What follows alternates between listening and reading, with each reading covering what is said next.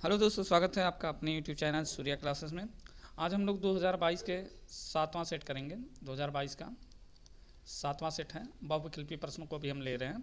फिर बहुविकल्पीय प्रश्नों के बाद हम लोग लघु उत्तरीय और दीर्घ उत्तरीय प्रश्नों को देखा जाएगा। ठीक है, तो चलिए हम लोग शुरू करते हैं पहले क्वेश्चन से।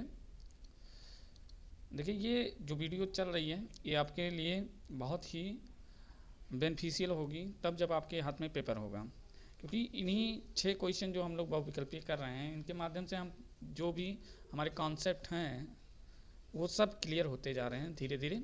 और अंत में देखिएगा कि आपका रिवीजन बहुत अच्छे से हो गया बहुत कम समय में।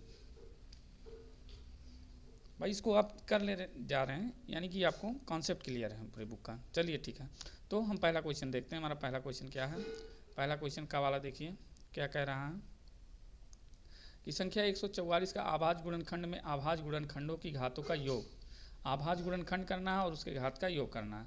तो चलिए 144 का हम लोग आभाज्य गुणनखंड करते हैं।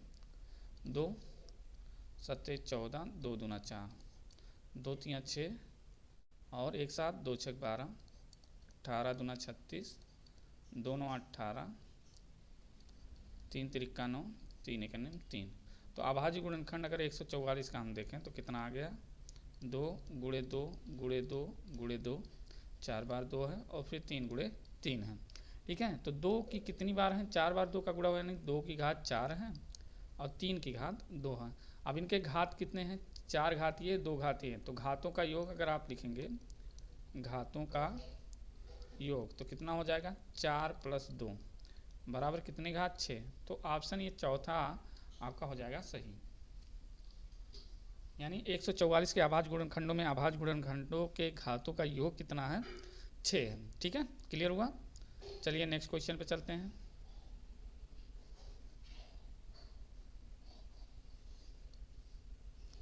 अगला क्वेश्चन हमारा देखिए, क्वेश्चन नंबर खा वाला क्या कह रहा है? द्विघात समीकरण x² - 4 = 0 का मूल निकालना है। ठीक है, अब देखिए यहाँ पर इक्वेशन कैसा दिया गया है। हमारे पास इक्वेशन मिल रहा है हमको x² - 4 = 0। वैसे दो घात का समीकरण का मानक रूप क्या है? ax² + bx और +c = 0 इस रूप का होता है। अब देखिए x² वाला पद इसमें है और अचर पद है। अब x वाला पद नहीं है तो इसको ऐसे हम बना लेते हैं, थोड़ी सी सुविधा हमें मिल जाएगी। x², ठीक है, और प्लस हम लोग ऐसे करते हैं 0 × x। अब 0 × x तो 0 हो जाएगा, कोई फर्क पड़ेगा नहीं। -4 = 0। ठीक है, अब ये हमारा दो घात के मानक समीकरण इस तरह से हो गया। अब मूल निकालेंगे दो घाती के सूत्र से। मूल इक्वल टू क्या हो जाता है? -b ± √b² - 4ac/2a। ठीक है, डायरेक्ट यहाँ से अगर देखना चाहें तो आप डायरेक्ट कर दीजिए। देखिए x² - 4 = कितना है? 0। तो x² = क्या हो जाएगा? 4 हो जाएगा। और x = देखिए इधर से स्क्वायर हटाएंगे तो इधर लग जाएगा √4 हो गया। तो x = कितना हो गया? +-2, यानी +2 और -2। देखिए इसमें से कोई है +-2, यहाँ तीसरा ऑप्शन है। ऐसे भी आप डायरेक्ट लगा सकते हैं। यहाँ पे आपको सूत्र की ज़रूरत नहीं है, कि सूत्र प्रयोग करने की ज़रूरत नहीं है। डायरेक्ट आप यहाँ से इसको ऐसे करके लगा सकते हैं, आसानी से क्वेश्चन आ जाएगा। ठीक है, तो ये भी समझ में आपको आ गया होगा। चलिए अगले क्वेश्चन पे चलते हैं। चलिए गा वाला क्वेश्चन देखते हैं। गा वाला क्या पूछ रहा है? बिंदु -3 5 की y अक्ष से दूरी। तो चलिए इसको हम बना लेते हैं ऐसे। ठीक है, ऐसे हम बना लेते हैं। ये हमारा y अक्ष है, ये x अक्ष है। ठीक है, अब देखिए ये -3 5 कहाँ आएगा? यहाँ तो दोनों प्लस आते हैं, यहाँ माइनस प्लस आता है, यहाँ माइनस और यहाँ प्लस और माइनस आता है। अब यहीं कहीं मान लो कि यहीं पे बिंदु हमारा है -3, 5। अब देखिए ये जो दूरी y अक्ष से x अक्ष पे चली गई दूरी y अक्ष से दूरी बताती है, और y अक्ष पे चली गई दूरी x अक्ष से दूरी बताती है। अब देखिए इधर हम चलेंगे कितना? -3, और इधर कितना चलेंगे हम? 5 चलेंगे। तो ये y अक्ष से अगर दूरी पूछा जाए तो कितना होगा? यही तो दूरी है, तो यही दूरी कितनी होगी? -3। लेकिन देखो यहाँ पर क्या होता है कि दूरी हमारी तो -3 पॉइंट आ गया, लेकिन दूरी कभी ऋणात्मक, दूरी निगेटिव नहीं होती है। इसलिए इसका ऑप्शन अगर देखा जाए तो इनमें से कोई नहीं सही ऑप्शन होगा, इनमें से कोई नहीं। -3 तो ठीक है, लेकिन दूरी जो होता है वो निगेटिव नहीं होती है, इस कारण से ये -3 ना होकर के क्या हो जाएगा? इनमें से कोई नहीं, चौथा ऑप्शन आपका सही हो जाएगा। ठीक है। अगला क्वेश्चन हमारा घ वाला है। देखिए क्या कह रहा है, एक त्रिभुज ए बी सी है, अगर उसमें ए बी बराबर हमारा 6√3 है, ए सी बराबर 12 है और बी सी बराबर हमारा 6 सेंटीमीटर है, तो कोण बी की माप ज्ञात करना है। सिंपली ये पूछ रहा है कि क्या ये समकोण त्रिभुज है या नहीं है। तो देखिए हम एक त्रिभुज यहाँ रफली बना लेते हैं। ये ए हो गया हमारा, बी हो गया, सी हो गया। ए सी बराबर हमारे पास है 6, नहीं सॉरी, ए सी बराबर हमारे पास है कितना 12 और ए बी बराबर हमारा 6√3 है और ये कितना है हमारे पास 6 है। अब देखिए क्या हम ए सी बराबर पहले निकाल लीजिए, A C square equal to क्या हो जाएगा 12 का स्क्वायर बराबर 144। अब ए बी स्क्वायर और बी सी स्क्वायर को जोड़ दीजिए स्क्वायर करके, A B square plus B C square, A B का वर्ग कितना हो जाएगा 6√3 का स्क्वायर और प्लस ए सी का वर्ग यानी 6 का वर्ग।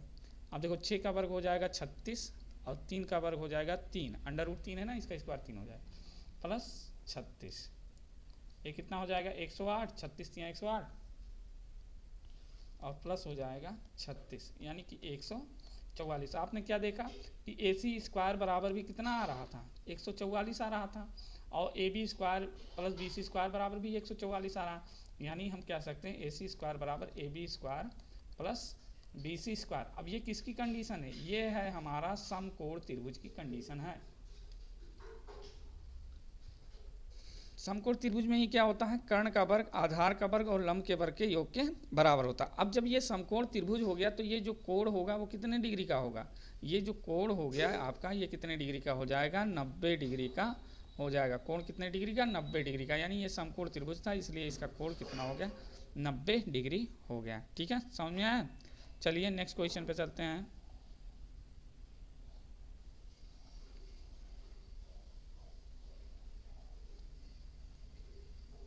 अगला क्वेश्चन देखिए, ये वाला क्वेश्चन अंगा वाला क्वेश्चन। अंगा वाला क्वेश्चन क्या कह रहा है हमारा कि चित्र में बिंदु ओ का बिंदु ए तथा पी से देखने पर अवनमन कोण ज्ञात करना है। अब देखिए अवनमन कोण कहाँ से निकालेंगे, आप यहाँ पर एक लाइन खींच दीजिए, यहाँ पर एक लाइन खींच दीजिए, तो हमारा क्षैतिज से जो नीचे की ओर ये कोण बन रहा है यही क्या है अवनमन कोण है इसका, और ये वाला कोण किसका है, ये इसका अवनमन कोण है। ठीक है, यही दोनों को हमें निकालना है। अब देखिए ये तो आसान है, पी वाला देखिए ये पूरा कितना होगा, ये पूरा होगा 90, 90 में से इधर 60 निकल गया तो इधर कितना बचा आपका 30 डिग्री। ठीक है, यानी P से अवनमन कोण कितना हो गया 30 डिग्री। अब ये 30 डिग्री है तो आपका ये भी कितना हो जाएगा 30 डिग्री हो जाएगा। तो P से तो अवनमन कोण 30 डिग्री हो गया। अब देखिए इसमें P का 45 है, P का 30 है, P का 60 है, तो यही ऑप्शन सही हो जाएगा। ठीक, दूसरा भी देख लेते हैं A के साथ भी। अब देखो ये पूरा क्या है 45, ये कितना है 90, ये आप 90 कहोगे 45 90। ठीक है, अब यहाँ बचा कितना, यहाँ बचा हमारा 45 डिग्री, क्योंकि त्रिभुज के तीनों अंतःकोणों का योग 180 होता है, तो 45 45 90 और 90 180 हो गया। अब देखिए इधर जब 45 बन गया और ये पूरा हमारा कितना है, ये पूरा यहाँ से यहाँ तक हमारा आता है 90 और ये इतना 45 निकल गया, तो इधर वाला कितना बचा, इधर वाला 90 में से 45 घटाओगे यानी 45, तो ए से कितना बना 45 और पी से कितना बना 30, ए से कितना बना 45 और बी से कितना बचा 30, यानी 45 कामा 30 हमारा आंसर हो जाएगा, जो कि ऑप्शन बी में है 45 कामा 30 डिग्री। ठीक है, ये भी आपको समझ में आया होगा। चलिए अगले क्वेश्चन पे चलते हैं।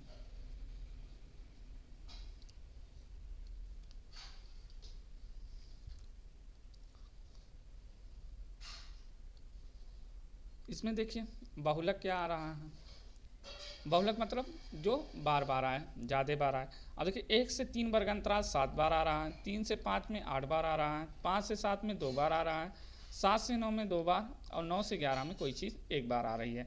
तो सबसे ज़्यादा बार कहाँ घटित हो रहा है, यहाँ 8 बार।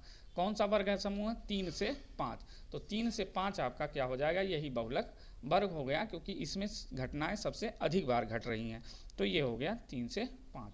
ठीक है, अब चलिए हम फिर से कर लेते हैं, पूरा रिवीजन कर लेते हैं। देखिए ये 2022 का 7वां सेट है और 6 सेट जो है 1 से 6 तक हम पिछली वीडियो में करा चुके हैं। पहला क्वेश्चन था हमारा 144 के आवाज गुणनखंड में आवाज गुणनखंडों के घातों का योग। तो देखिए 2 पे पावर 4 और 3 पे पावर 2 आया था, यानी घातों का योग कितना हो जाएगा 6। ऑप्शन 4 सही है। अब इसका देखिए एक्स स्क्वायर माइनस 4 था, X square minus 4 equal to 0, X equal to 4 आ गया, एक्स स्क्वायर इक्वल टू और एक्स इक्वल टू कितना आ गया अंडर रूट 4, और इसको निकालेंगे तो प्लस माइनस 2 आ जाएगा, यानी एक्स का मान प्लस माइनस 2 ये हो गया। वाई से दूरी हम बता ही चुके हैं कि इनमें से कोई नहीं होगा क्योंकि दूरी निगेटिव नहीं होती है, ठीक है। वैसे लगाना था तो -3 अगर ना होता तो ये ऑप्शन 1 सही हो जाता। घा वाले में देखिए, घा वाले में हमारा समकोण त्रिभुज बन रहा था और इस कारण से इसका ऑप्शन सेकंड वाला सही हो जाएगा। अंगा वाले में चलते हैं। अंगा वाले में देखिए, अंगा वाले में हमने बताया था यहाँ पर हमारा 45 बन रहा था और यहाँ पे हमारा 30 बन रहा था, यानी 45 का मान 30, ये सेकंड वाला ऑप्शन सही था। और चा वाले के लिए हमने देखिए यहाँ पर पहले ही लगा के रखा है -3 5 सही है। चलिए दोस्तों, तो मिलते हैं अगले वीडियो में, और तब तक आप लोग अपना ख्याल रखिए। एग्ज़ाम आपका नज़दीक है, प्रेशर में ना रहिए, अपना रिवीजन करते रहिए।